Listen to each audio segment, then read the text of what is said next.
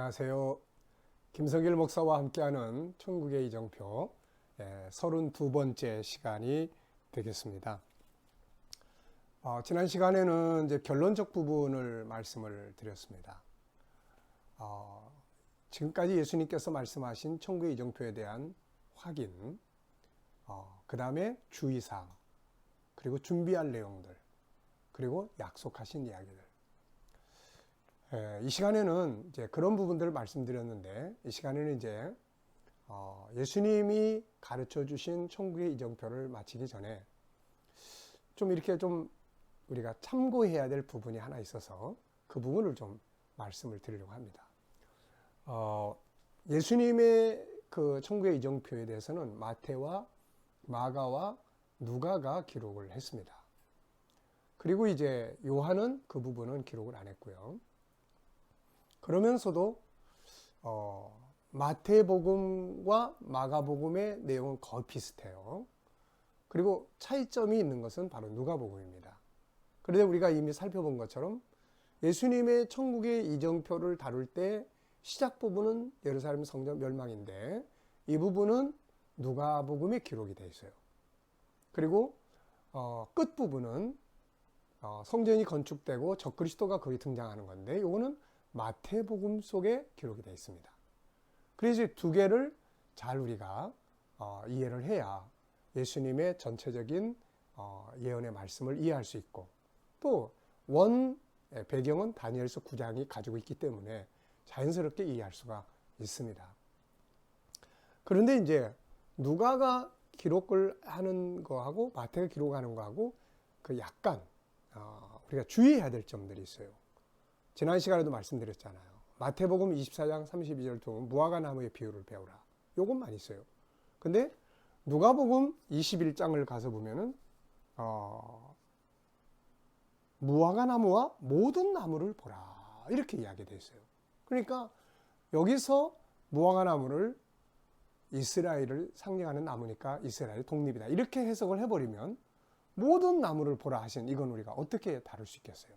그래서 우리가 이렇게 두 가지를 다 잘 봐야 전체적인 흐름을 볼 수 있어요. 단지 여기서는 비유지요. 이렇게 예를 들어서 봄 되면 싹이 나고 여름 되면 나무 색깔 짙어지고 그러면 시기를 알지 않냐. 이런 일이 일어나면 그렇게 시기를 분별할 수 있다는 그 정도로 우리가 이해하시면 됩니다. 네. 이렇게 막 해석해서 비유나 상징을 풀어버리면 맞으면 좋은데 안 맞을 수도 있단 말이에요. 여기에 문제가 있는 거예요, 이게. 그래서 있는 그대로 이렇게 전체를 보면 우리가 이렇게 전체 내용을 이해할 수 있잖아요. 우리가 그 다니엘 7장 2절에서 하늘의 내 바람도 그것만 그냥 보고 해석을 하려고 그러면 문제가 생겨요. 계시록 6장도 내 말이 나오잖아요. 첫째인 둘째. 근데 이것도 그것만 보고 해석을 하려고 그러면 이게 막 적그리스도가 됐다, 뭐 메시아가 됐다 이래버려요. 근데 이 스가랴서 6장 성경 전체 내용 속에 보면 자연스럽게 이해가 될 수 있는 거죠. 이것도 그런 맥락에서 보시면 됩니다. 자, 여기 제가 이제 주의해야 될 내용을 적어놨어요. 저도 역시 처음에는 이런 부분 많이 헷갈렸고, 그러다가 이제 성경을 이렇게 또 부지런히 읽고 또 자꾸 비교해보고 연구해보고 하면서 이제 이 부분에 대해서 이제 좀 정리를 해봤습니다. 자, 같은 비슷한 이야기예요. 뭐 유대에 있는 자들은 산으로, 여기도 유대인 자는 산으로 가라. 뭐 여기는 밭에 있는 자들은 뒤로 돌아가지 마라. 여기는 성 안에 있는 자, 여기 지붕 위에 있는 자는 집 안으로 들어가지 마라. 여기는 성 내에 있는 자는 밖으로 나가라. 여기도 아이벤 자들과 젖먹이는 자들이 아이벤 자들과 젖먹이는 자들에게 화가 있을 거다. 이거를 마태복음에는 15절 적그리스도가 등장하는 뒤에다가 붙여놨어요. 이게 그러다 보니까 대환란 속에서 일어날 방향으로 이걸 해석을 하게 되는 거예요. 이게 유대 나라는 뭐냐, 이건 무슨 뜻이냐, 또 이건 무슨 일이냐. 어차피 한때 두때 반때인데 도망가는 일이 겨울에 일어나지 않고 안식일이 일어나지 않아야 된다? 이게 또 무슨 말이냐. 그래서 영적으로 해석하게 되고, 신천지 같은 이단에서는 이제 이걸 다 비유로 풀어버려요. 비유로. 이제 나중에 이제 이단을 한번 정리를 할 때 신천지에서 해석하는 요한계시록하고 우리가 보는 요한계시록하고 뭐가 다른지, 또 신천지에서 가르치는 많은 그 내용들은 통일교의 원리강론 속에서 보면 다 그냥 거기 다 있습니다. 그래서 뭐 자기들이 특별히 계시받았다고 이야기하지만 사실은 그게 아니고 통일교 원리강 속에 다 있는 내용들이에요, 대부분이. 그래서 그걸 한번 비교해서 한번 설명을 해 드리도록 그렇게 하겠습니다. 여기서는 그 부분을 다룰 수 없으니까 요걸. 그래서 여기서는 적그리스도가 등장한 다음에 이런 일이 일어날 걸로 해놨어요. 그러다 보니까 이게 좀 잘 안 맞아요. 그래서 자꾸 영적으로 해석을 해야 되는 문제가 생겨요. 근데 이쪽 누가복음 21장에 가서 보면 이게 성전 멸망, 예루살렘 성전 멸망과 뒤에 붙여놨어요, 이게. 그래서 당연히 예루살렘 성이 멸망하는데 로마가 쳐들어와서 예루살렘 성을 멸망시키잖아요. 그럴 때 유대에 있는 자들은 산으로 도망을 해야 되겠죠. 그리고 성 안에 있는 자들은 빨리 나가야 합니다. 그래서 로마가 유다 왕국을 그 예루살렘을 공격해서 이제 멸망시켜 나갈 때 이 말씀을 기억했던 주님의 제자들, 또 주님의 사람들이 포위했던 로마군이 일시적으로 예루살렘 그 포위망을 풀었을 때가 있다고 해요. 그때 이 말씀을 기억하고 다 나가서 생명을 구원한 그런 역사가 있다고 합니다. 자, 당연히 전쟁이 일어나면 아이벤자들, 젖먹이들에게 그 고통이 있게 되겠죠. 그리고 여기에는 안 나타나는데 여기에는 도망하는 일이 겨울이나 안식일이 되지 않도록 하라. 왜냐하면 유대인들은 이 전쟁이 일어나서 도망을 가다가도 안식일이 되면 도망을 못 가요. 이거 안식일 때문에. 안식일에 도망하는 일이 생겨버리면 그 자리 다 죽는 거예요. 심지어는 어떤 때는 적군이 쳐들어오면 안식일 날이 되면 그냥 다 맞아 죽는 거예요. 이거 이 사람들이. 그래서 나중에 이제 그 학자들이 이제 주석을 붙이고 해석을 하기를, 공격은 해서는 안 되지만 방어는 안식일에도 할 수 있다라고 이제 해석을 해놨죠. 자, 그러니까 이게 이제 예루살렘 성전 멸망과 연관돼서 보면 자연스러운 일들이에요, 이게. 근데 이 부분이 적그리스도 뒤에 붙으면 이게 참 난해한 이야기들이 돼요.